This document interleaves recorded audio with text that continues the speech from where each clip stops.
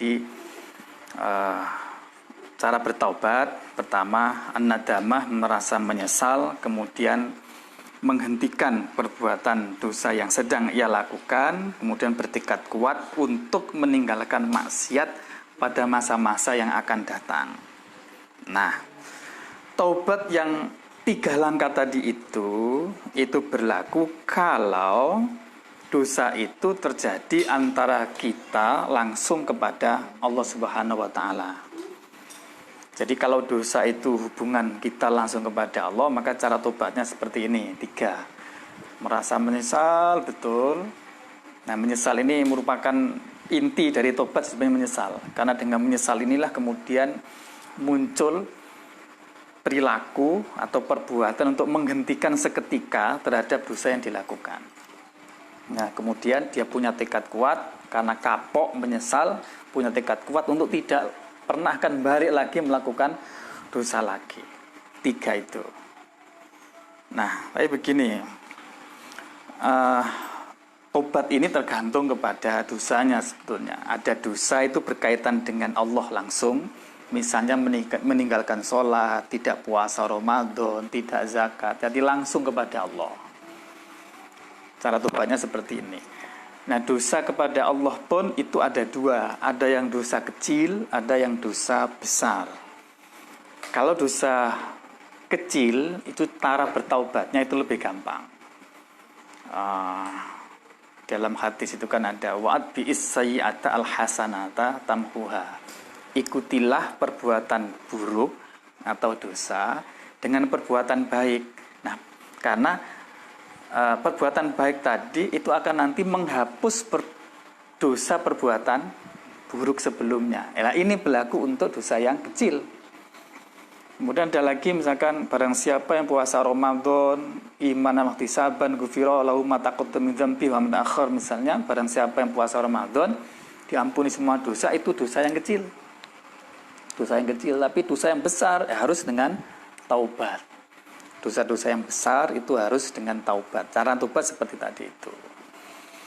Kalau dosa kecil, misalnya dosa lirik ajnabi atau orang perempuan, dosa mata, dikai wudu misalkan hilang. Wudu dipakai untuk sholat, misalkan itu bisa merontokkan dosa.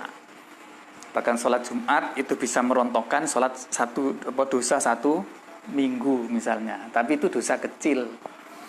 Nah, tapi sekali lagi untuk dosa yang besar kita harus menggunakan fasilitas taubat. Jadi taubat itu fasilitas yang disediakan oleh Allah bagi kita untuk membersihkan dosa. Nah, tapi ingat juga bahwa dosa kecil itu bisa menjadi besar. Ada beberapa hal yang menyebabkan dosa kecil itu menjadi besar. Ada 4 kalau nggak salah. Yang pertama misalnya apabila diremehkan.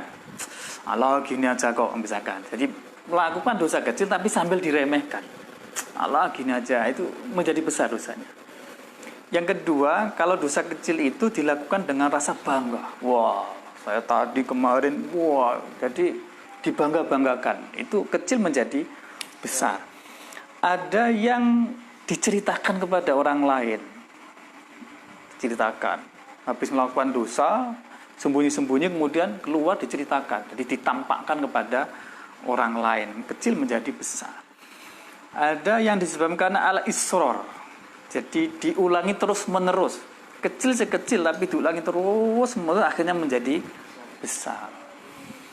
Ada yang dosa kecil itu menjadi besar karena dia merasa nyaman, merasa ada yang ngelakuin dosa tapi ya nyaman aja gitu, nggak merasa bahwa itu adalah fi makrillah, sebetulnya adalah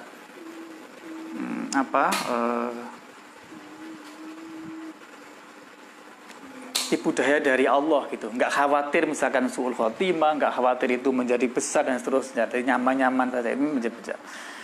Nah, 5 hal inilah yang menyebabkan dosa kecil itu bisa menjadi besar, maka harus ditobati. Nah, jadi tobat dari dosa itu ada dosa yang langsung kaitan dengan Allah, ada kaitan dengan manusia.